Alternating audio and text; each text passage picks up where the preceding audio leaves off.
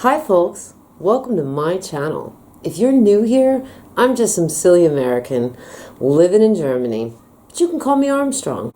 All you returning viewers, subscribers, and my dearly beloved members, it's nice to see you again. Thanks for coming back. I've missed you. Today I plan on sharing with you 5 what I'll call learning experiences. Just 5 little learning experiences I've had involving animals as my time as a foreigner in Germany. And if I may be so bold, I highly recommend that you watch to the end of this video, because number 5 is a creature that I fear many, for example, non-Germans may not be so familiar with, and perhaps my experience on how to handle them could be helpful, maybe even save your life. Because you see, I thought I knew animals, but then I moved to Germany and I realized I still had a few things to learn. And before we get into this, I want to throw out a very fair little warning to, for example, any vegetarians or vegans that may be watching this. I just want to warn you because, for example, number 1 is quite sad. And if you at some point feel the need to leave me a comment telling me, for example, that I'm a hypocrite, you know, with my proclamations of loving animals and such, well, I wouldn't blame you. You're right. I just ask you to also remember that I'm also a work in progress. Nonetheless, I just thought today I would share with you these 5 things, and I think you might get a giggle out of some of them. So, let's get into it. Number 1. His name was Ferkel. Now, I felt like there was no way around this one. If I was going to talk about my experiences with animals in Germany as somebody not from here, I need to begin with pigs. Because let me tell you something. It's safe to say the Germans are quite big on the pig. I mean, most traditional German meals will feature some sort of pork in them. And, you know, like those German sausages, the bratwurst, they're packed full of pig meat. And totally just coincidentally, when I first moved to Germany, I moved to a tiny village in the south of Germany in Franken, and it was right next to a town that both I and any other Americans living in that area referred to as Pigtown. Its proper name was Schweinfurt. But anyway, when I first moved to Germany, it was not just extremely important to me to get right in a local school and learn the German language, but I was also doing my best to learn about and experience as much as I could about German culture and anything that could have been labeled tradition. And that would include, but not be limited to, attending every fest that I could. Oh yeah, I did. But also taking part in traditional meals. For example, there's some that are traditionally served at, you know, particular occasions. And one evening, as I lived down there in Franken, I was invited to attend a dinner event. I was told it was going to be a delicious feast that they called Spanferkel. And pretty much I was repeatedly told that it featured pig. Like, literally. I had never seen something like this. I could only describe it as something like what seemed to me like something straight out of like a party from the Middle Ages. Like, I'm telling you, when this meal was to be served, the servers came out with a big silver platter, and upon it was a full dead pig with like an apple in his mouth.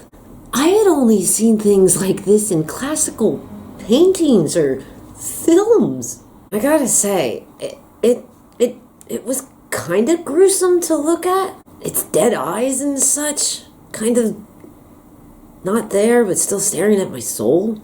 So they roll out this full, all still in one piece, gutted pig laid out on a tray with an apple in his mouth and these dead eyes, and discussions were had as to which body part we should start with.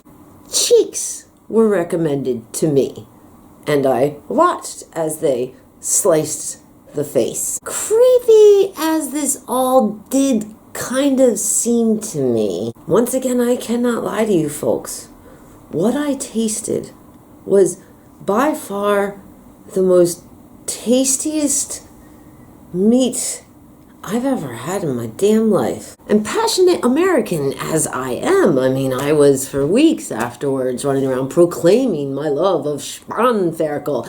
And tasty as this flesh was, I don't know why I didn't, Google what it was. I mean, I saw it. I thought plain and simple, that's a pig.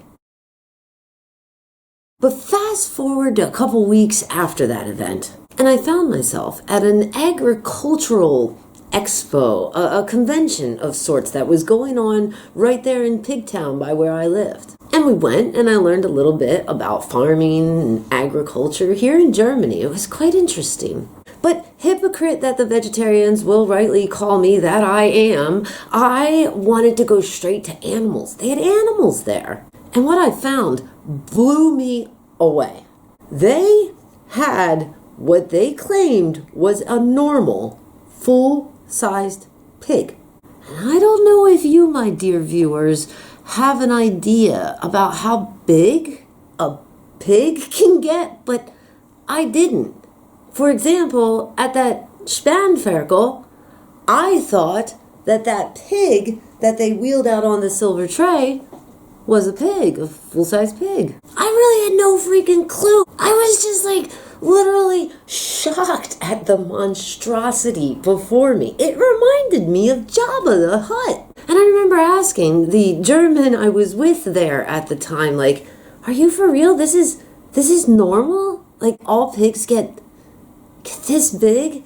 And for a brief second, Spanferkel, that meal, went through my brain, but only for a brief second. It wouldn't be until a key moment of grocery shopping at a local German supermarket that I would be forced to face reality and ultimately feel pretty bad. You see, when you're a foreigner in a foreign country and you're trying to learn a language, one thing that is actually really helpful is things made for kids, whether it's children's books or children's shows. It's like an easy, quick way to gather data, names of things, colors, numbers. And I remember I'm walking through this supermarket, I'm all by myself, I'm just there to pick up a few things, and I see a box of cereal, cornflakes or something. But it's like some special Winnie the Pooh edition, and I'm thinking, oh, Winnie the Pooh! I wonder what they're called in German. And so I walked over to the shelf and I took the box of cereal off the counter and I'm looking at it, and Winnie the Pooh, I think he was just Winnie Pooh. The rest of the names, I wasn't really learning anything, but I hung on one. I hung on one of the cutest characters in the whole Winnie the Pooh story, who I knew as Piglet. And it was at that moment in that supermarket where I'm looking at the box and I'm looking at the characters and my finger runs over and I land on Piglet and my finger goes down to read what he's called in German because I'm learning, and it says Ferkel. And I kind of it all just came to me. I know I can be slow sometimes, but that really sucked. I really felt kind of guilt. I'm now I'm doing the calculation. Ferkel is a piglet. That's a baby. The Spanferkel is a baby pig. Yeah, I'm an idiot. I had no clue. I was sad when I left that supermarket. That was it was just not a fun realization for me. I don't want to eat babies. And if you're not from Germany or you've never been here and you want to know what a Spanferkel is, it's horrible. If you go on to Wikipedia and you look up what a suckling pig is, I mean, the first sentence was enough to make me cry, and I've never eaten it since. But I do remember the funny reactions of some of my German friends at the time that just like, how did I not know? And they found it funny that I was so disturbed by this. And I don't know. I just don't know how to explain it. Yeah, I eat meat. Not a lot, not often. But I don't eat babies. Moving on. Number 2. Wildschweine. Now, as I started to make this video, I almost started by saying, we don't have these creatures where I'm from, but that would be wrong. Like, I looked it up, and you can find wild boars in various parts of America. However, where I'm from, Pennsylvania, I had never seen a wild boar alive in my life. And honestly, like, looking back to my first 30 years living in America, I mean, if I was aware of a wild boar, really it would have only been like on television or film. I had no concept of what they're like really like and look like, and oh my God, how freaking big they are. So somebody very well-intentioned, again, because of my love of animals, took me to this beautiful little nature park where you could go walk around the forest. You could look at deer that they cared for there. They even had like some albino deer. They had birds. But the big feature and the big deal for me was they had actual Wildschweine there. And I was going to get to see them for my first time. And one of my German friends already told me that I had every right to get excited because their babies were super cute. But I just remember entering the area where you could walk up to the pen where the wild boars were kept. And I mean, I remember they had a decent amount of them. I want to say they had more than 6 or 7 adults, and there were a lot of the little babies running around. So, but what really, really shocked me was as I walked up to this stall holding these wild boars and I was looking at them for my first time, seriously, I felt like I was looking at something that was prehistoric. If you see a full-grown male wild boar, holy crap, they're monsters. They're monsters. They're huge. And then they got tusks and everything, and their fur, it's like this, it's really smelly and spiky. Their fur looks painful. But I definitely wouldn't want to be caught alone with one of these. They're scary little fangs some of them got and such. I will never forget the first time seeing one of them, and literally my jaw dropped. I had no concept of how big those creatures were.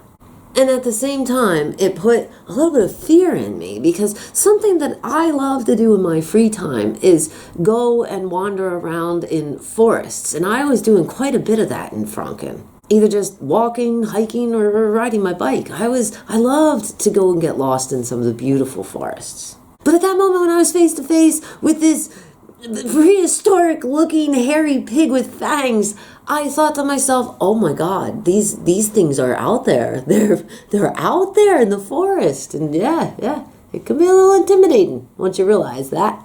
And I remember that fear being reinforced because there was a news article and it came on the radio. There was a story. If you've heard this, I know I have a lot of Germans watching my videos. If you've heard this, leave a comment below and let me know that you know what I'm talking about. But there was a story, I believe it happened somewhere in Bavaria, about, I believe it was a young woman and that she went out jogging and apparently she ended up being chased by one of these freaking wild boars, but was able to get to one of those hunter stools, those little wooden stools they have out for hunters to sit in.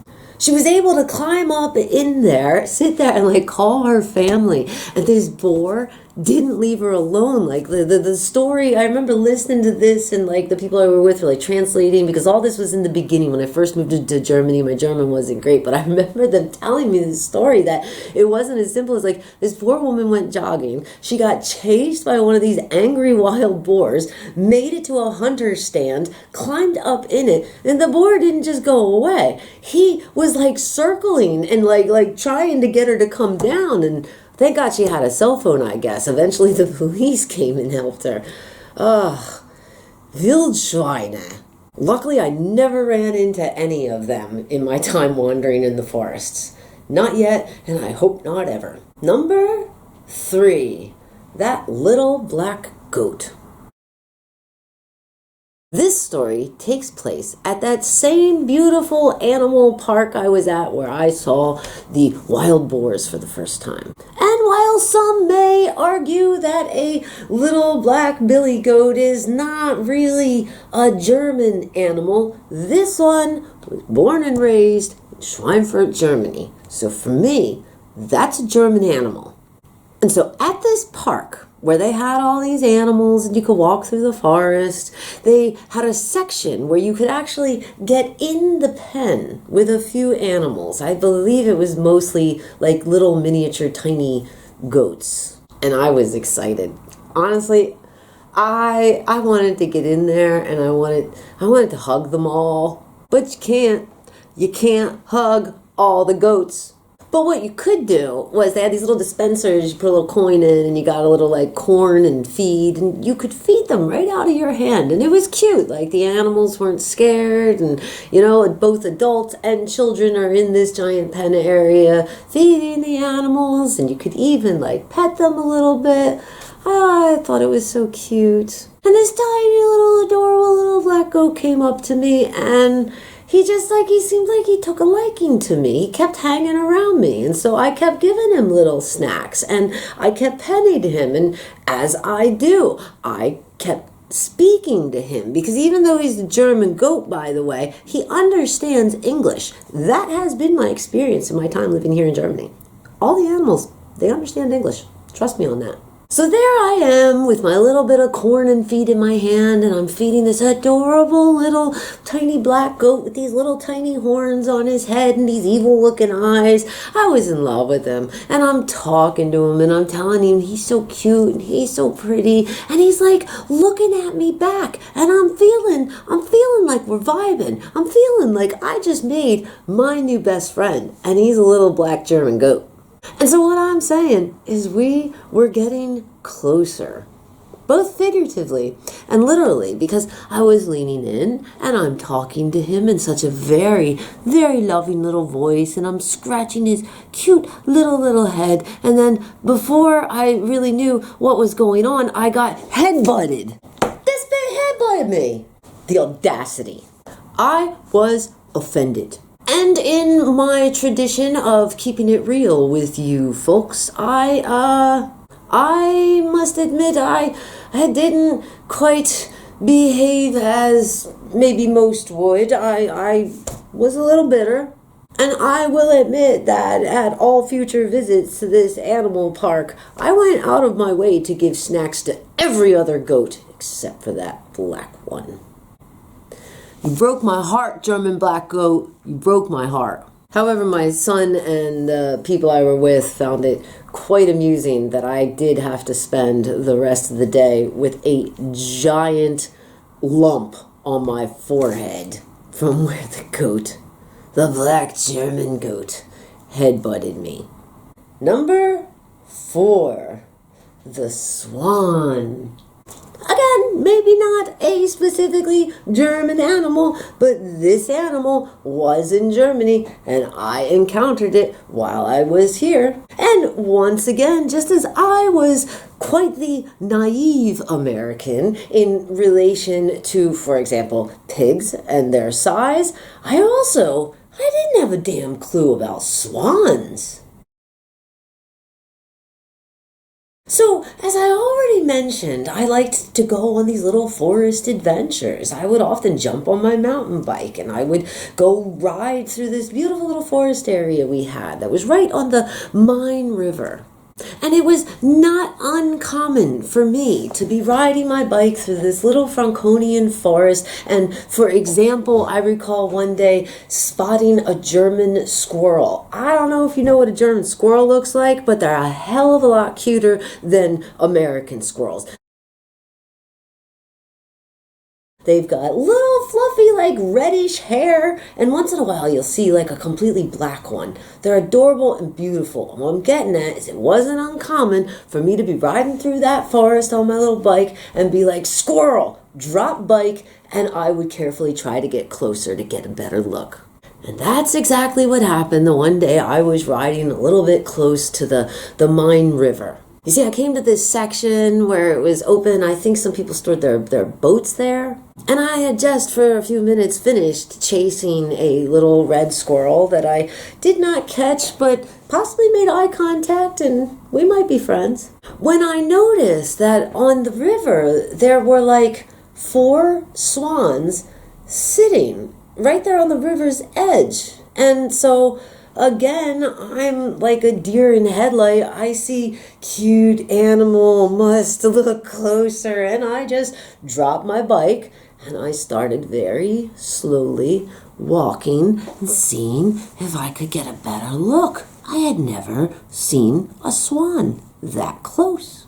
I was able to get pretty close. I was trying to keep space. I didn't want them to feel threatened, but I just wanted a really good look. And I remember as I was getting like closer and closer, I was already thinking, oh, they're big.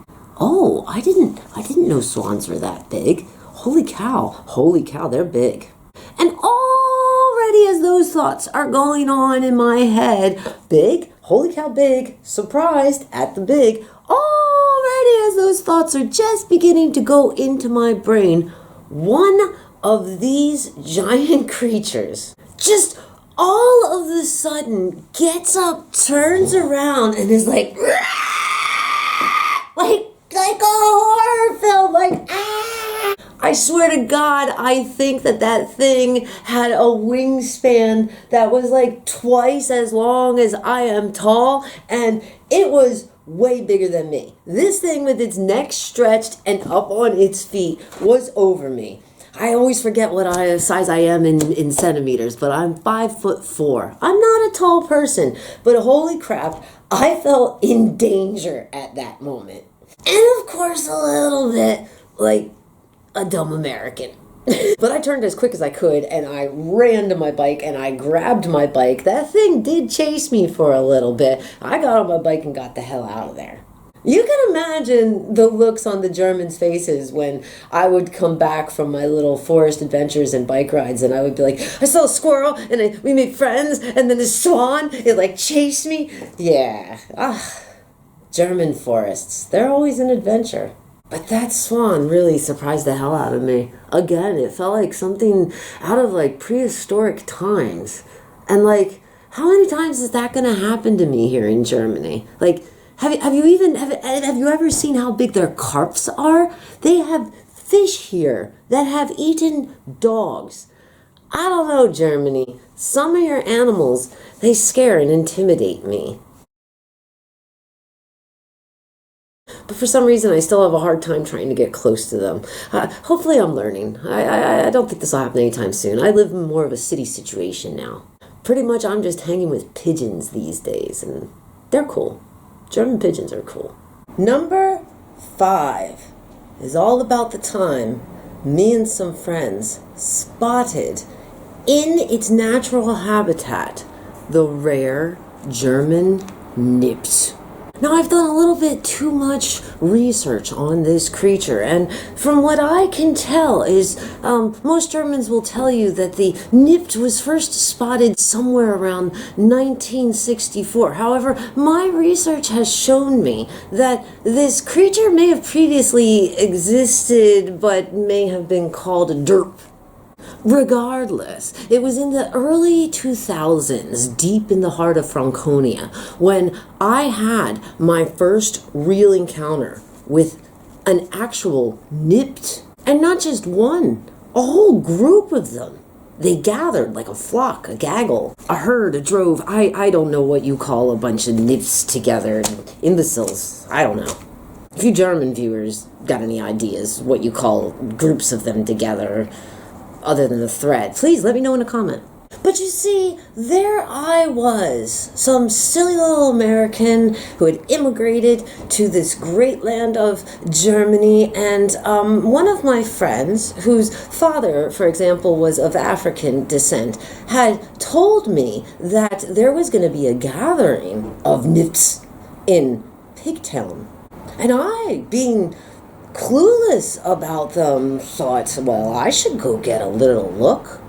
But my friend, she warned me. She warned me that the rare Nift, while you don't often see them alone, she warned me that in groups they can be particularly aggressive, especially against anybody that they hint may not be German.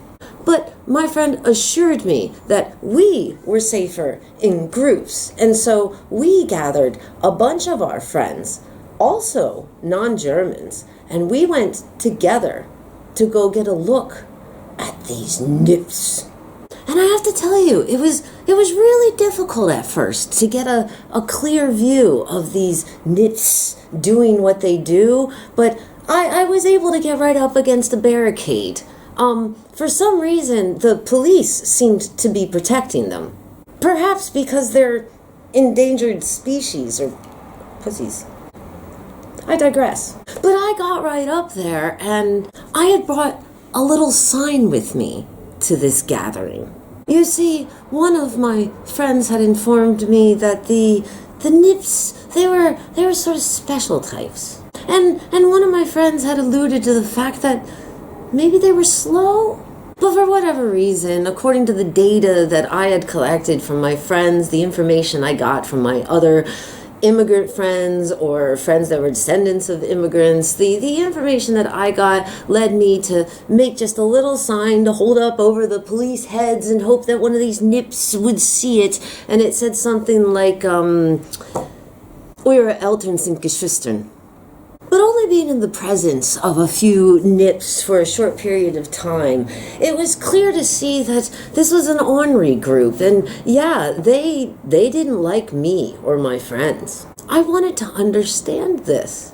And so my friends and I, we realized that, there's so much distance between us and the Nifts because the police are busy protecting them. I don't know why. And even stranger, those same police, even though these Nifts were spewing out quite aggressive and hateful things, these police that were keeping this barrier between us and a clear view of the rare German Nifts. At the same time, those police were there filming us. We weren't spewing any hate at all. No, in fact, this was where we lived. And when we heard that these creatures were going to be gathering there and that they hated us, we kind of just wanted to go and find out why. But that clearly wasn't going to happen in this situation with these barriers and these police, so I made a suggestion. And my suggestion to my fellow immigrant friends, which was actually a beautiful collection of us. I think we had like 2 Russians, we had at least 2 Americans, I know there was a Greek guy with us. We were a good little mix. Well, I looked at these friends and I said to them, I'm a little disappointed. I wanted to understand why these Nifts are so aggressive and why they hate us, but we're not going to be able to find out. Not here. But I had suggested, I had noticed that some of these Nifts had actually arrived in our town via train. And I, at that time, was traveling quite a bit with train around Germany and Europe. And it seemed like that was like sort of a meeting point before they got to their little gathering, was like at the train station. And as somebody that traveled a lot with train, I knew exactly where people generally parked when they were going to go to that train station. There were like a couple side streets, little back streets, which I really like. Those kind of like back streets. They're quiet and private. I just simply made the suggestion that perhaps we should just wander towards the train station and maybe one of this flock on their way back to their car will have a little conversation with us. And maybe we can get to know a little bit more about the rare and creepy German Nift. And so we made our way back towards the train station, and we did encounter a few rare German Nifts. But from what I could tell, they were like as aggressive and loud and hateful as they seemed when they were like gathered in a group. I have to tell you that my own research says that when you encounter one or two of these on their own, they act completely different. Like, I thought that this back street, this quiet atmosphere, and me and my friends, this was a good place to ask the two plump nymphs that we encountered why they want to get rid of us. And so we introduced ourselves, and we said things like, hi, it's me, the foreigner you wish to throw out of the country. Now, granted, me and some of my friends, maybe we came off a little aggressive, saying things like, here I am, throw me the hell out, go for it, here I am, bro. And perhaps that was not the best way to approach a rarely seen creature on its own in the wild, because we didn't get the feedback and the information we wanted. We didn't find out why they were so angry and aggressive and hateful. But it was strange. They had what I can only describe as sort of fear in their eyes. I mean, there they were in front of me, looking like they got the textbook on how to dress like a racist skinhead, but yet they just were like very strange. Not what I expected. And before we knew it, those plump little nips that we ran into in that back street, they got the hell out of there. They moved pretty fast for chubby little Germans. That was probably all our fault.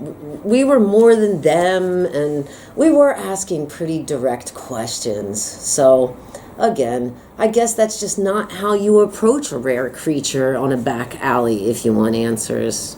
Because they just run away if they don't have backup. Ever since that encounter, I have had a few other tiny encounters with this rare creature, and I have learned much more, and it's probably not smart to directly approach this creature should you ever encounter them in the street. At least that's what I've been told. Not only because they could get aggressive, but honestly, from my experience, that's only when they're in groups. But also, they're mind-numbingly stupid, honestly. Just don't even bother. The conversation will make you go brain dead. But if you happen to be a German and you're watching this video right now, and you have more information on the rare German Nift, maybe you have some fun facts or tips or advice on how one should handle these types, please leave it below in a comment. Save someone's life. I do thank you all for being here, and I'd appreciate it if you click like or consider subscribing if you haven't already. And don't forget that you can support this channel and have access to member-only videos by clicking the join button. Join us and become one of my beloved members. But also, if you had any weird encounters or funny encounters or encounters in general with any animals in Germany, tell us your story below in the comments. I want to hear it. I hope to be coming at you soon with another video. But you know, folks, until that happens, you better be over there taking care of yourself.